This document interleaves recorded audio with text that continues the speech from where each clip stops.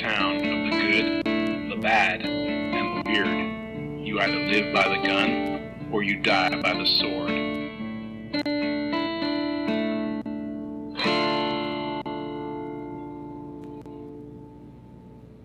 Welcome to the Good, the Bad, and the Weird MicroViews. I'm Nicho. And I'm Chris. And this year we decided to do a little bit more of a Christmassy, actually Christmas movie, courtesy of Chris's choice. It was my choice. I wanted to pick a movie that is definitely Christmas, but also is almost not Christmas in any way.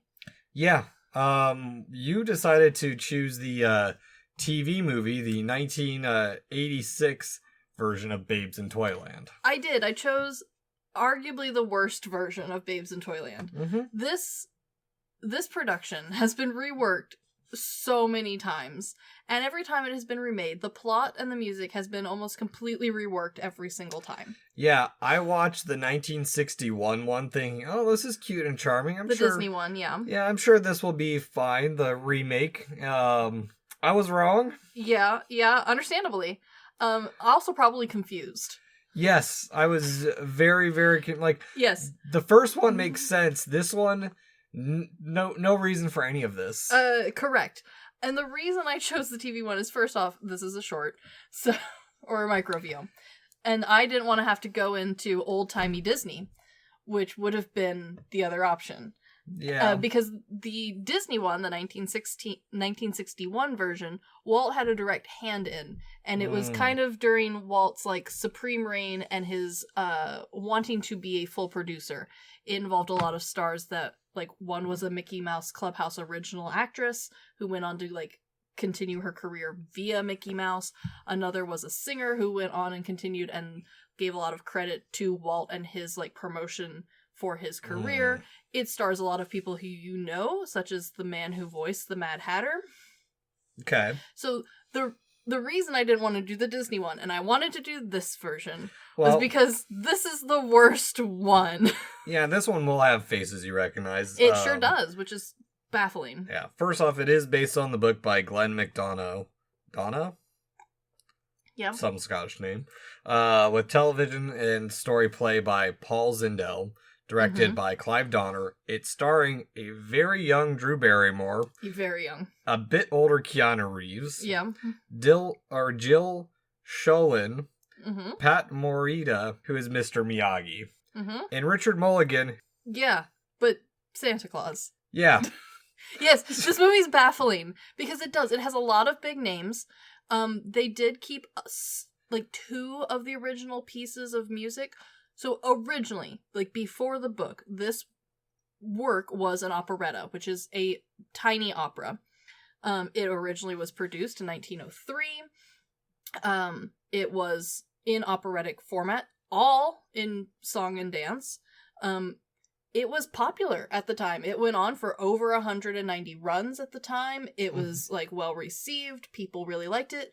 We don't have any recordings, at least none that I could find, of the original works. We do have the original music, so we do know what it sounded like, but we don't really know what the stage production really looked like. Yeah, or the cadence and how fast-paced everything was. No. Slow-paced. We know the cadence of everything. Do we? We do, because as an operetta, this was a very well-written piece. This was something that they needed to be able to reproduce over and over again, over 190 times. So, written-wise, we know what this looked like. We just don't visually know what this looked like. We do have a couple of photos of different end-of-productions of the cast and crew all on stage and that sort of thing. So we kind of have an idea of what everything looked like. This has been reworked as a play ever since. So we have, a rough version and translation. Then the operatic version was then reworked in the 70s, the musical portion, and had a much more heavy emphasis on, the Christmas portion, which is hilarious because I still don't think it's super Christmassy. No. There is just now Santa Claus in here for, no goddamn reason. It kind of makes me think a little bit of when I first watched the remake of Ben-Hur, because I had never seen the original to begin with. Yeah. And then, Jesus kind of shows up 30 minutes towards the end. Yeah, he's just in it. Yeah. Yeah, it's similar.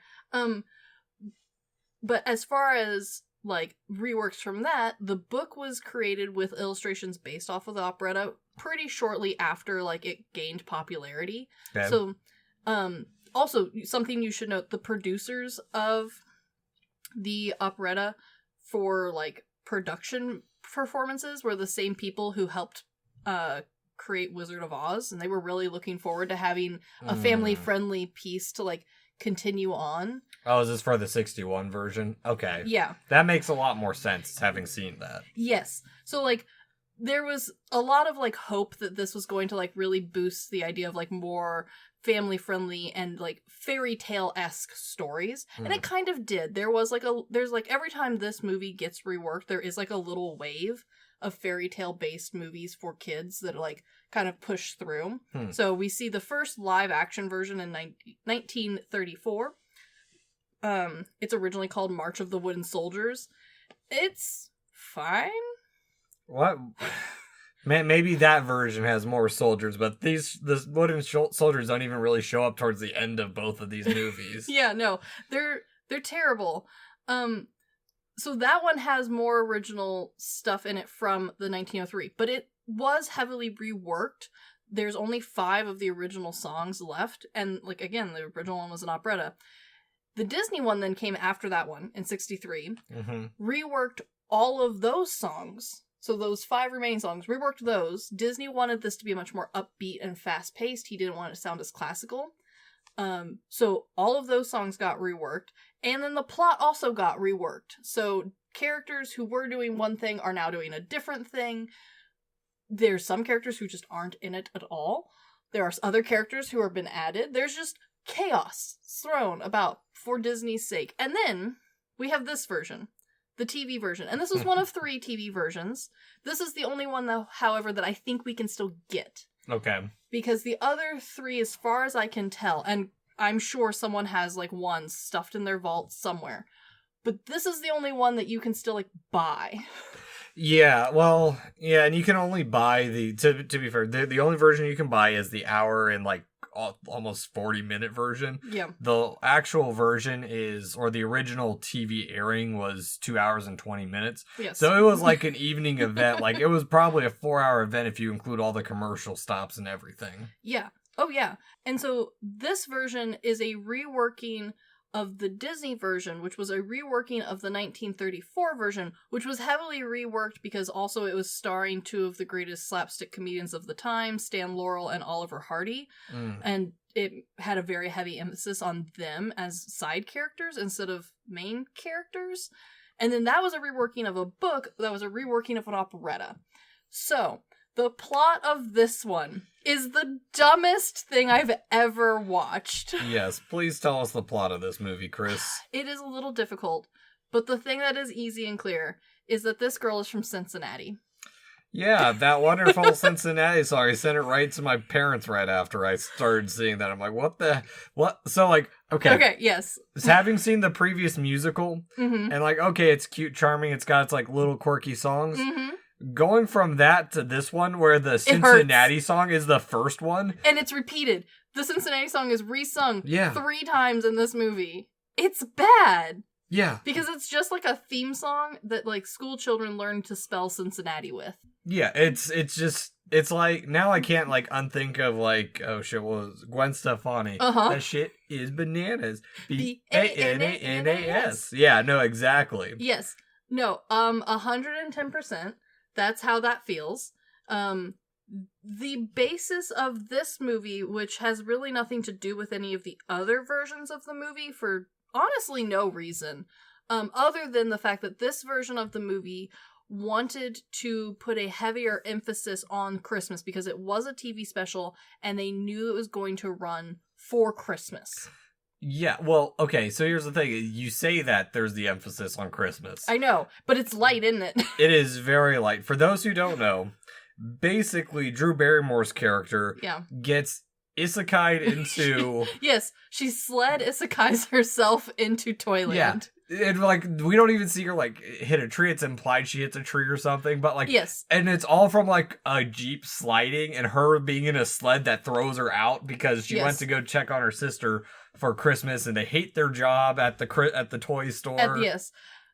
With that said, though, again, this is the most Christmas version that I can find of this movie. Granted, there is one popular version that I did not watch in preparation for this episode because I literally ran out of time. Yeah. And that is the 1997 animated version, which as far as I know also has a completely original plot. Jesus. And only has one of the original songs, which is the most famous one, which is the most classical one, the March of the Tin Soldiers. Yeah. Well, and this one is only even Christmassy. For because like a quarter of the not film. even a quarter. It's like, well, okay, I'll give you a quarter because it starts on Christmas Eve until she gets sent to Toyland. Yeah. And then once you're in Toyland, it's summer. It's all just fairy tale shit until like Santa comes in. Yeah. And that's like, he just has a little bit of a bigger role compared to the other one that I saw. Yes. Okay, so I have now watched 4 of these in the last 2 days. Mm-hmm. I never want to see this movie again, no. and I arguably haven't even seen it twice because none of these are similar at all. This one I would argue is the most Christmassy because it does start in the quote-unquote real world during Christmas in a snowstorm. However, the point that the movie tries to make and how it tries to tie the rest of this bullshit in, because Toyland has nothing to do with Christmas other than the fact that Santa lives there. Toyland feels more like a discount Labyrinth. Yes. No, it does. If I was going to mention that this movie somehow has captured the essence of Labyrinth, but in the worst way possible. Yeah, just like there's some kind of creepy and weird moments, but like every single one of all the animal costumes are awful. They are really but bad. Amazing. They're but fantastic. I get it at the same time. It makes them feel more like stuffed animals. Yes. But even then they don't feel like stuffed animals. They look like they tried making them real animals, but then they're like, oh wait, these are supposed to be stuffed animals. But we built the heads already. Mm-hmm. You know what? We'll just make the arms look like seams. I completely agree with you.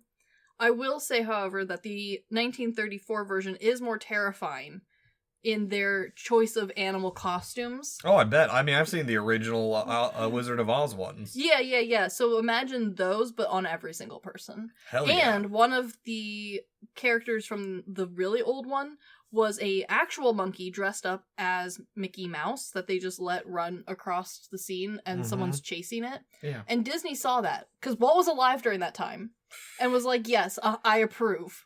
Jesus. But in this version, we don't get any of that luck. This is the flattest looking thing ever. All of the costumes look shiny and silky in a like very Party City-esque way. It feels like a high school production of a play. It does, which almost makes it worse. Makes it work because this version of the movie is so painfully 80s that you cannot ignore it, even when we're in Toyland. No, it's just. It is of its time, but also, before we move on, I do want to bring up real quick, when she gets sent to Toyland, when she falls out of the truck, I don't know if it's just the editing of the shorter version, but it happens mid-song. Like, they're not even done with the song. It just, like, kind of abruptly, like, cuts and throws her out. I believe that is correct. Yeah. Yeah. Oh, also, something that this movie would like to put emphasis on, even though they only mention it at the beginning and then again at the end. We completely ignore it for the middle portion of this movie, which is the most of the movie, is that this little child is the definition of a latchkey 80s kid who had to take care of her siblings. She is the most parentified child ever. And the point of this movie was supposed to be the joy of toys and Christmas. Bring the childness back to her and the joy of being a child. Because again, she's 11. Yeah, not even take care of her siblings. She is the younger one. So her sister theoretically had been taking care of her until she had to get a job. Yes. And now she's had to take care of herself. Which, okay, yes. I'm glad But at the same time, her sister strikes me as the sort of teenager who would lay around and watch TV all day, whereas this movie has the gall to look me in the eyes and tell me that this 11-year-old is watching the news for fun while whipping mashed potatoes with a fork in an apron in her house by herself, waiting for her mother, brother, and eldest sister to get home. That's believable. You put the kids to work. The kids crave the mines, apparently. Well, this child is ready to be a housewife. My God. Well, and like that's the other bullshitty thing of it too, that it doesn't portray very well, because towards the end they're like, oh, only someone who truly believes in the holiday can save Toyland, and they're like, but it's that not has her. to be you, Lisa, because you're the only human here is literally the reason. But you had to grow up too fast, and you completely forget about the fact that she was watching the news and making mashed potatoes because she goes to visit her sister at a toy shop, gets a sled for a present. She goes to rescue her sister from the toy shop because a snowstorm is coming. Her sister buys her a sled, hoping that this 11-year-old will chill the fuck out. We don't know anything about the 8-year-old or the younger brother, other than the fact that he's hungry. This is literally the only line the child gets for the whole movie is, Mommy, I'm hungry. He doesn't even show up later on either. No, like when they do a family reunion, he's upstairs asleep. He could be dead. We don't know. Yeah, she could have left him at the gas station. Yeah, it's mainly her sister, Keanu, and the toy store jerk. Yes. The Scrooge. So, once we hit Toyland, the original concept of the operetta, which was properly, I think, interpreted in the 1934 version and the Disney 1961, and I argue that the Disney one did even, like, by far the best job out of all of them, is that Toyland is supposed to be Mother Goose's world. The original ones open, like, none of the original ones open to the real world. They open to the fact that you are reading a story. It is set in fairy tale land. Toyland is the name of the town in fairy tale land. This movie chose to continue that, but not tell you any of it. You're just supposed to figure out that all of the people in this are supposed to be fairy tale people. Well, to be fair, they are given names like the Toy Master, Mary Piper, Jack B. Nimble. Yes. However, with that stated, this one's use of putting everyone except the main cast and crew into essentially bear suits. Yeah. Really makes it hard to recognize that this isn't just toys come to life. Yeah, I mean... It also doesn't help that they regularly and repeatedly only call people by their first name. So it's just Jack for most of the movie, to the point where you're not sure if this is Jack B. Nimble, Jack B. Quick, or if this is Jack with his thumb in a pie. Which Jack is this? Is this the one in the beanstalk? I'm not sure. No, it's Jack B. Nimble. We'll find that out later. No, early on. They say his, like, full name early on, too, but, like, you quickly forget it because it is just Jack. You completely forget it. Also, the reason I have forgotten it is because literally in all of the other movies, who is the main two love interests, which Jack, and then who is the girl has changed. One of the movies, it's a different Mary. In a different one, it's a different Mary. And in this one, it's a completely different woman. Jack Frost and Bloody Mary. Yeah, that would have been... Honestly, I would have believed it if that was one of the other TV options. Yeah, well, on top of that, like, we talk about the costumes, and oh boy, none of them have, like, that iconic feel to them. Like, they just, they're all kind of generic, minus the giant one-eyed, or large one-eyed bird. The one-eyed bird is hilarious, because that person clearly can't see. No, not at all. But, like, whoever Mother Goose is supposed to be, she just is an old biddy in a hat, and, like... Yeah, and it's not clear that she's Mother Goose, other than the fact that occasionally someone will call her that. No. And also, let's talk about the sets real quick. Oh, I love the sets, please. All the sets are so bad, and, like, the main town just feels like they painted an old Western town. Yeah. And that's sitting on a backlot for years that people weren't using for that time. 110%. The budget for this movie it did exist, because there is a lot of stuff happening. Unlike other, like, really low-budget movies where they have to get creative and, like, imply stuff, this one spends money. It just doesn't spend money well. Yeah, I originally, like, was when I started watching it, because we're in the real world for, like, 10-ish minutes. A long enough time that you kind of get attached to the real world. Yeah, you're like, okay, I get why you, like, going from the 61 version to this one. I'm like, okay, I get why you set it in the TV, in real life. It's cut your budget a little bit. You're not having to, like, build all these sets. And to be honest, I kind of enjoyed it. It set the time well. The characters were goofy, but they felt good. And then we jump to the flattest set. And on top of being the flattest set, the entire stage appears to be made out of cardboard and, like, plywood. everything looks so stiff. Again, it feels like a high school production. It does. And here's the thing that really bothers me is that, again, this movie was made to be a Christmas film. In the sense that they knew they needed Christmas tie, and they wrote the entire intro to make it Christmassier, because none of the other ones are actually Christmassy. No. In the same way that Lord of the Rings technically discusses Santa Claus, and thus it could be Christmas. Yeah. Same thing with the original ones, honestly. It's basically like if you took Toy Story and threw Santa Claus in there for some reason. Yes. This one, again, wanted to be Christmas, and then rewrote the whole script, but then when we moved to Toyland, instead of having Toyland be at, like, the North Pole, which I would have been fine with, I would not have given two shits. No, instead it is apparently summer, because not a single person's outfit goes below their knee. Yeah. Even her wedding dress, it comes to her knees. Budget reasons. Budget reasons, and also 80s reasons. There's a lot of costumes that are clearly, like, supposed to be interpretations of, like, Little Boy Blue or Jack Horner.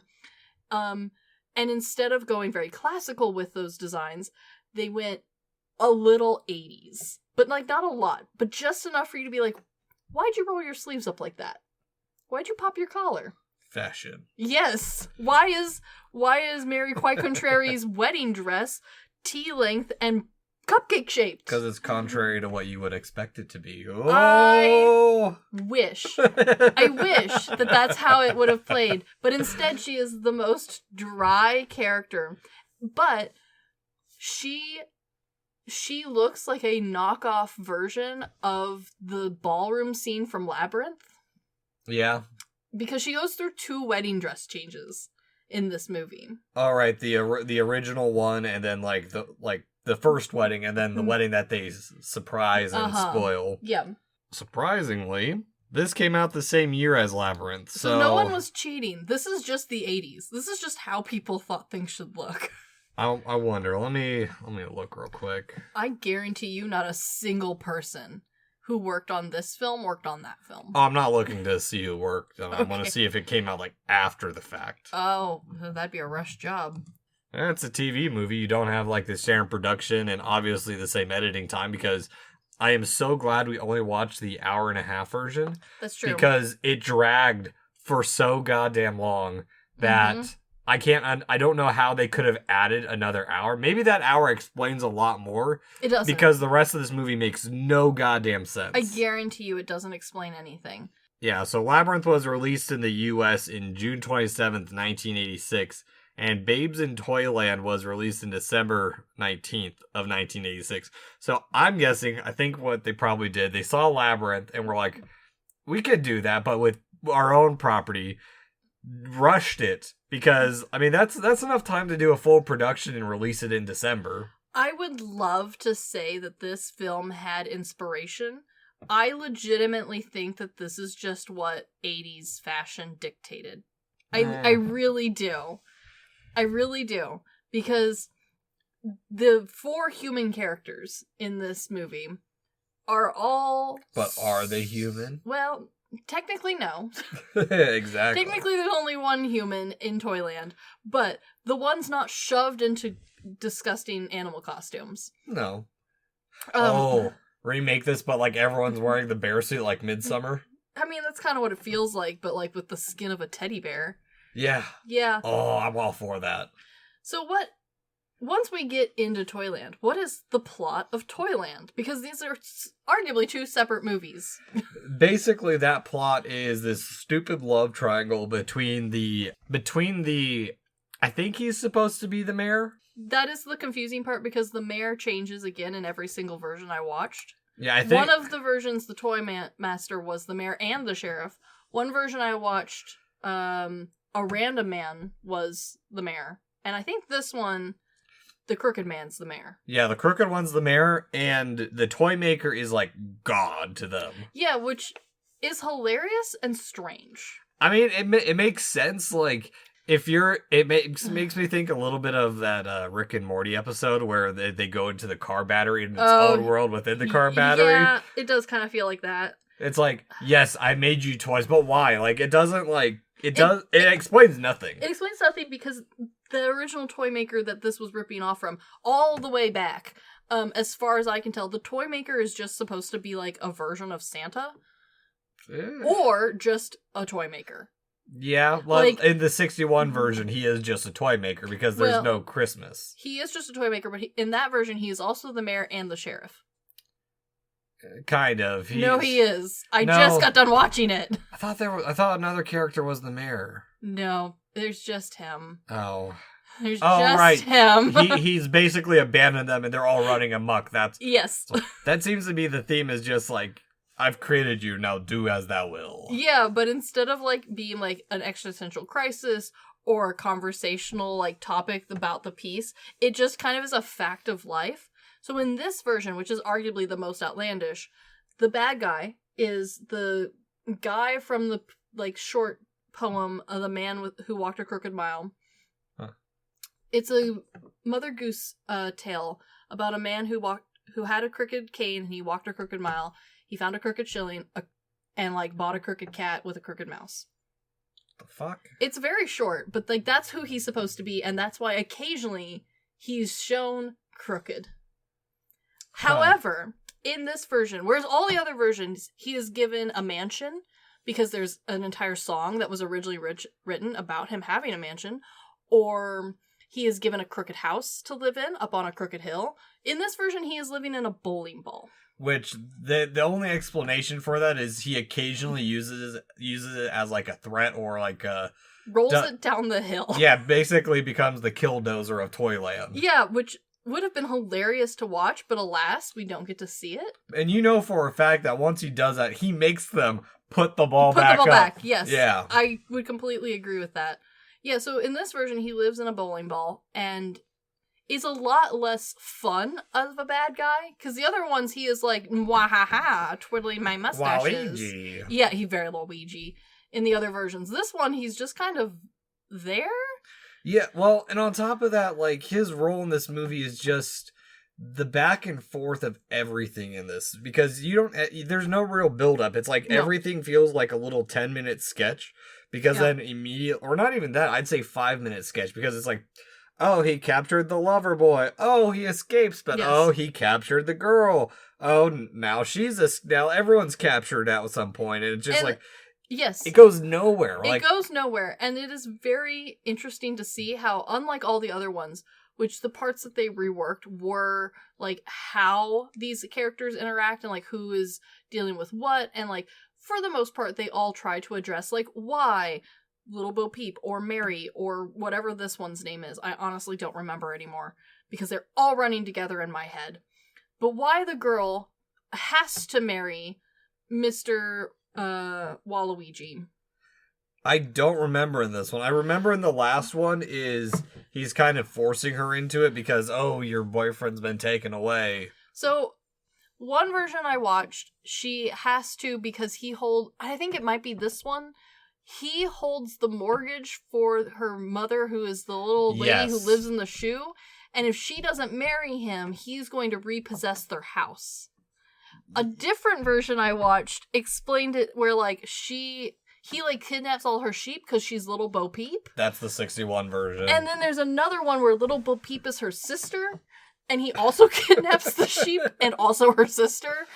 Yeah, I mean... And then there's random children in that one, I think. So, like, essentially, he's blackmailing her into marrying him, but it's not explained well. We're just informed by the main character who regularly calls him a stinky old man. Yeah. Well, okay. So in this one, the reason like it makes no sense is because the plot doesn't focus on that. Like that's what it kicks it off to be like, it's very strange. Have to marry. But what they keep doing is they keep going back and forth of what's the purpose of this is like, oh, he's blackmailing her. Well, Jack is technically the mayor's son, so he's next in line to be the mayor if he really wanted to. Yes, but there's some plot. Stupid law where he has to be married by 21 or it all goes Not 21. I distinctly wrote this down. Jack has to be married by the age of 20. Okay. Which is upsetting, but a little bit better because, none of these girls are meant to be 21. No, it's all just... This is very dumb. I think I figured out their age. Drew Barrymore is actually 11 in this movie, and Keanu's like 22. Like... Yeah, like everyone is a child. It's fantastic. Yeah.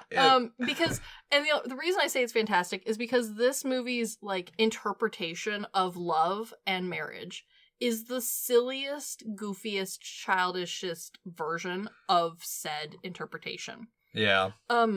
Because also all of the rules that this town seems to be run on seem to be made up on the spot. Yeah. No, like, there's no...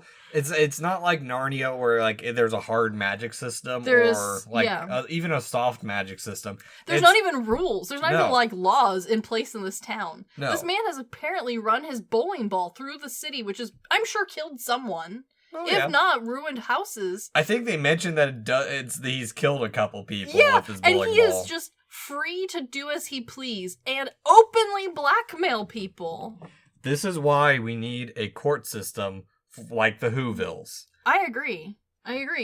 Or honestly, any court system, because there doesn't seem to be one. So yes, the other thing that is confusing is, so in this version, Jack is the son of the mayor, who is the previous mayor, which makes the bad guy his uncle. Yes. And that's why his uncle's in charge right now, because Jack's not yet 20 and married.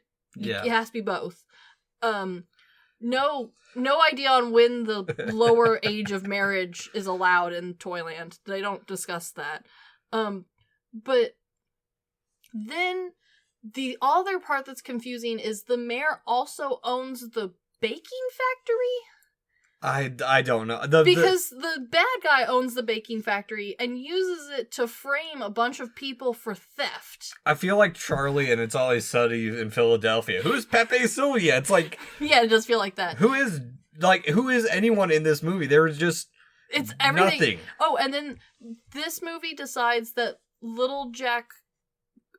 Georgie Porgy should be a character in this version, and he's the main He's the main baker at the factory that the evil crooked man runs, but the love interest guy is trying to get by marrying before he turns 20. Yeah. But then the bad guy dumps a bunch of cookies into a pit in the basement that no one knows about, and that frames people for the cookie theft, millions of dollars worth of cookie theft, which there is a judicial system because they lock Jack away for that, and everyone gets really upset, and then they have to find out who that is, and they find it because the one kid is eating the evidence. And then occasionally Georgie Porgy's eating it. That's it. Georgie Porgy's eating the evidence, and one by one, each character is kidnapped and thrown down a slide into the basement of the bad guy, where they all reunite with kisses and hugs,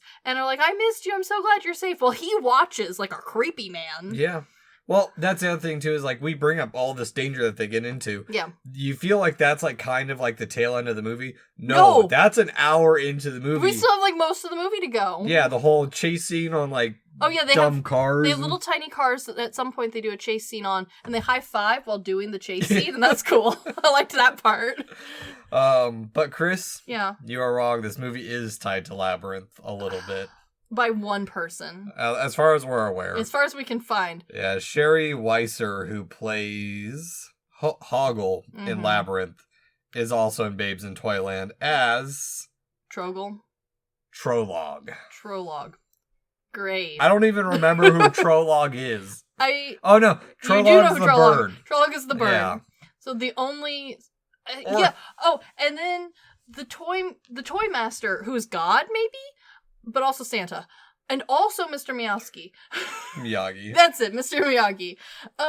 So that guy has also been collecting magic as like a side hobby for years, decades even. And he's been putting it in a tiny sniffer glass with a cork on it. And because the bad guy has a magic seeing eyeball, he knows this because he's watching them. It's the Trolog that he's using. Yeah. So he can use, but the Trolog's huge. The Trolog is gigantic. They even kill the Trolog, and at one point he's like, "I'm gonna get you, little girl. You'll be my next Trolog," which implies that he kidnaps people and turns them into these creatures. Yes, and then, but here's the part that doesn't make sense: is so he steals the magic from the toy maker, who is, I don't know, off busy teaching children to fight karate. Waxing on and waxing off other stuff. I don't know, honestly.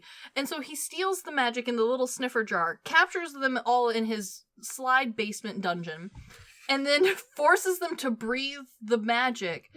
And that's what turns them into ogre trolls, like what because he already has some.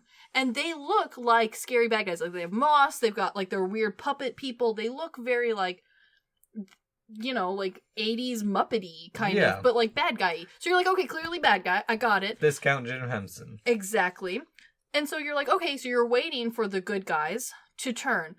Our main character can't turn because she's, I don't know, a little girl from the real world. It's not explained. Because she's the hero chosen by the great isekai. She only just didn't get hit by Truck-kun. She didn't. She got hit by his next door neighbor. Tree.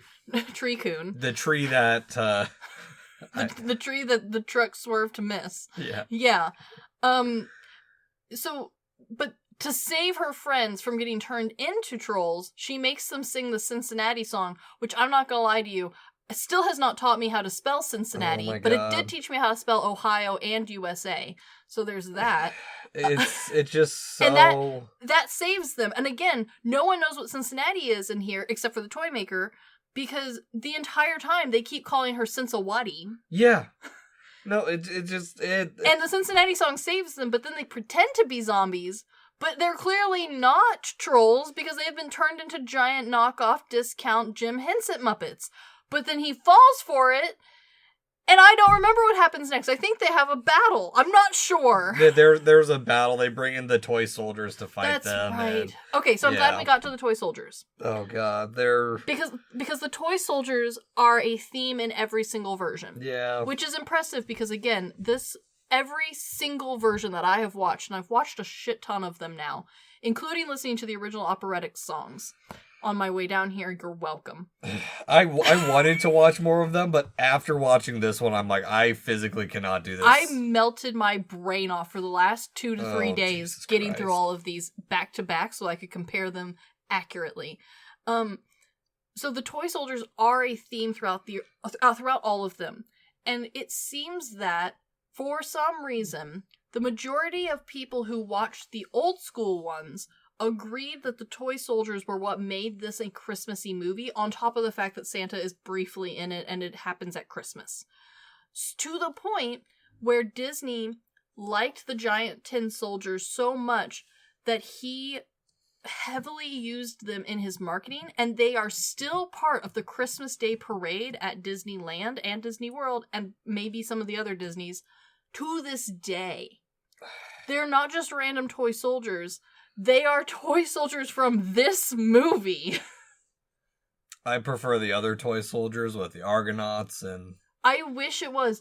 Unfortunately, though, like, it is to the point where, like, even the on-switch location is in the same spot. That's how much... This is the only thing that is consistent in this movie, is that there are tin soldiers, and it's specifically this tin soldier. And it bothers me, because why this? Why this detail? None of these characters are named the same. The love triangle is barely the same. Like, why? Why the tin soldier? Because you have to have one way to defeat the monsters. That's true. I like the version where the tin soldiers never get bigger, though. In this one, they are already big. Wait, what? Well, there's one version where the tin soldiers are already big. There's a different version where the toy soldiers are always toy-sized, and then we eventually shrink the bad guy. And then there's a different... Oh, that one. You gotta watch that one. That one's mess.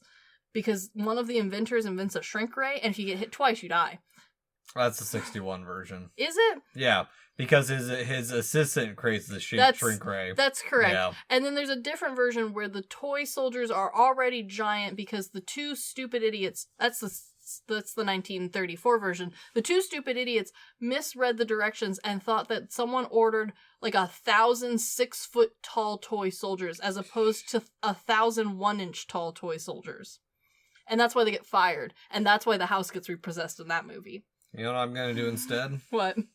I'm gonna go watch the live action JoJo's Bizarre Adventure because that's how that one ends, is against toy soldiers, basically. Yeah, that Me would... shoving Takashi Miike into an episode. Good job. And honestly, that plot makes more sense. Oh, yeah. And that's saying something, because JoJo was crazy. It makes more... It's more straightforward than this movie. It is. Yeah. And then they have then they have a chase scene, they catch some people, and then there's another wedding, kind of. Yeah. And then she has to believe in her heart in the power of toys, and she admits that she never gave up her toy Teddy, which has never been brought up at all in this movie since the beginning. It makes no sense because here's the thing, they bring up that whole thing again of like, you never were allowed to be a child, you grew up too fast, and then like immediately, like there's not even like time for her to grow. Yeah, like it's just immediately she's like, you are right, I really am a kid. Yeah, it's like, but she acts like a kid the rest of the movie. Like it just it makes no sense. She does not change at all. She just admits like, yes, I am a kid. And you're like, great. Would you like to be more interested in kid activities? And she's like, no. No. It's all back to the same shit. To the point where, and then it ends with her turning around and discovering that the toy maker is actually Santa. Remember, it's still the same man who makes you stand around and do karate chops. Yeah. So it is very distracting to have this man suddenly be Santa, because he was a toy maker and you're like, okay, I can see it. That's fine. Now he's Santa. And Santa has wooden reindeer. Like, they're not real reindeer. They're toy reindeer that are big. I appreciate the reindeer in this, at least. But it's so cheesy. It's so cheesy and bad. The editing is so bad. I do want to also add, Karate Kid came out, like, 2 years before this movie, so people knew. People, like, would have seen this and known who this was. Exactly. Yeah, this isn't even like, he's still young. Well, and this movie just also, like, abruptly ends with her waking up in her... like her mom watching over her, like no explanation of them rescuing her or anything at all. And like she was yeeted from a truck at high speed during a snowstorm, and supposedly no one noticed that she was gone, and she smacked into a tree and has been out. No, they found out she fell out. Like that's the thing, we don't have anything between like her falling out and like waking up, like other than Toyland. This is true. The thing that I am very concerned about is she wakes up on the couch with her mom doing her damnedest to tie that stupid teddy bear line into the movie by giving her a random-ass teddy bear. Because, again, this hasn't been in the movie anywhere else. She wakes up, sees her family, except for her little brother, who's, I don't know, probably dead somewhere. Her mom is like, don't worry about him. Don't stop being an adult. He's asleep upstairs. I'm the adult.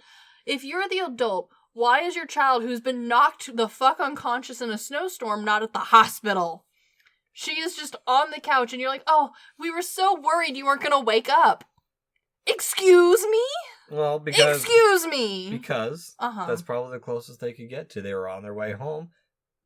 Who knows? Going in the snowstorm might have been worse to the hospital. It might have been, except for the fact that her mom at the beginning of this movie goes, honey, I'm getting chains put on my tires, and then I have 5 more errands to run in between now and going home. And she goes, Mom, there's a snowstorm coming. She goes, I'll be fine. Yeah. It's dumb. This is stupid. You're all lucky this child didn't die on your couch. Yeah. And stay in Toyland forever. Exactly. Is that how you become a toy in Toyland? You die in the real world? Or I don't know. I don't know either. It makes but it's implied that Santa brings her back to her house. Yeah. But the best part of all of this is to get it to look like Santa is flying, the classical look of Santa flying across the moon with his reindeer.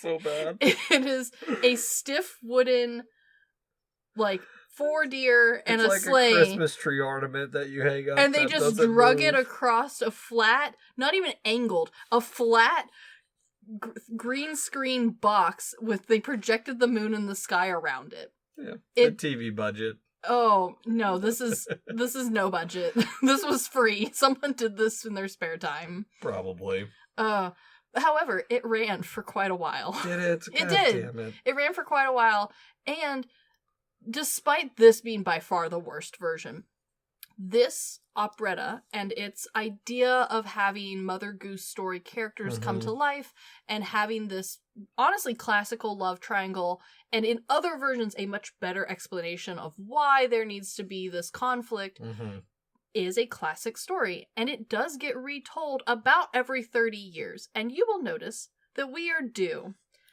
for a retelling. Please don't tell me that there's another one coming out. There is not currently Thank God. any word about another one coming out. However, none of these ever were advertised. Even the Disney one was kind of like last minute put together because Disney was having a bitch fest about who was allowed to do what. As everyone knows, he was very controlling on his works and like what he deemed was appropriate. So he full on fired a man because he hired people without him there. So none of the versions of this movie have ever like been announced, or I honestly don't even think planned.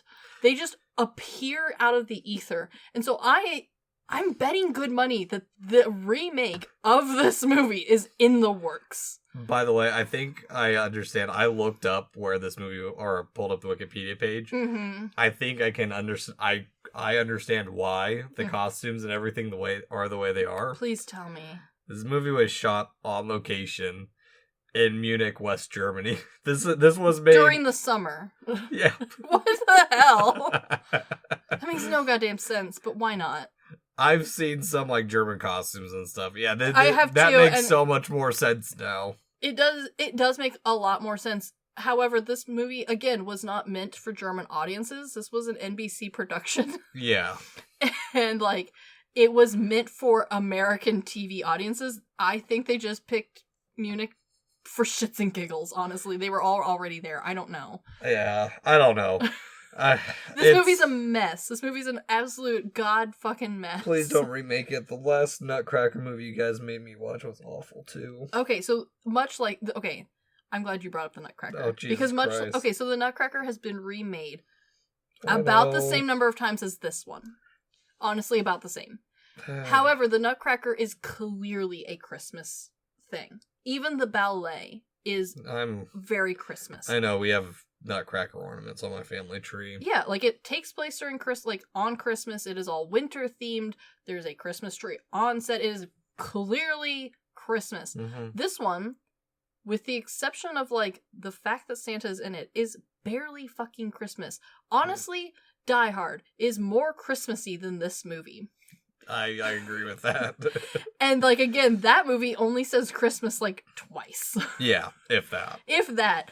This movie is less Christmassy, and yet every single time it has been produced for TV or movie, it has been advertised as a Christmas film.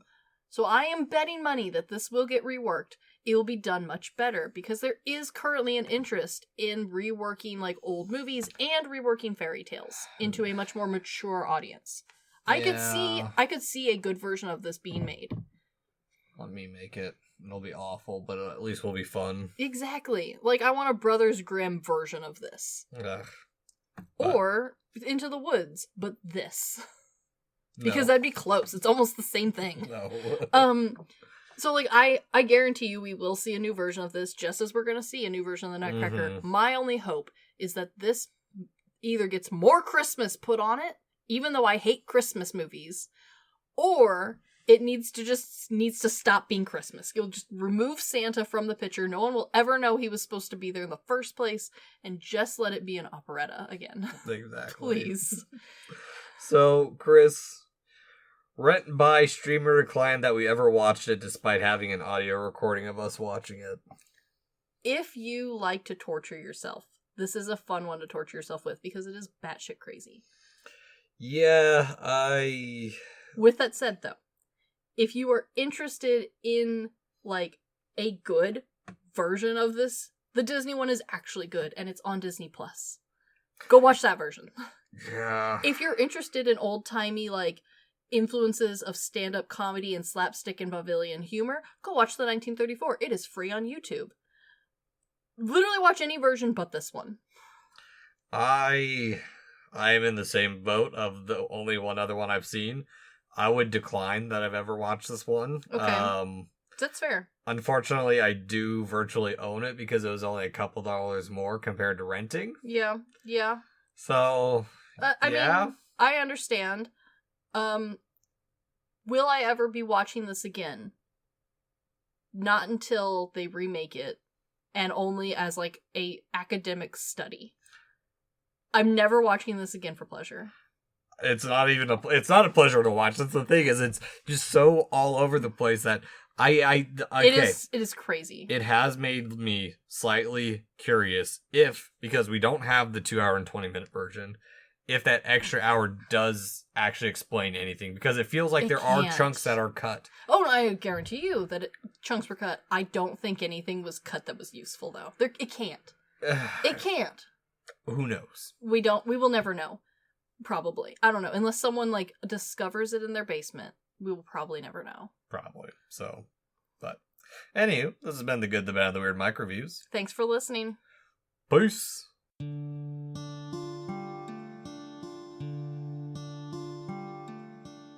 Thank you for stopping by this here town of the good, the bad, and the weird.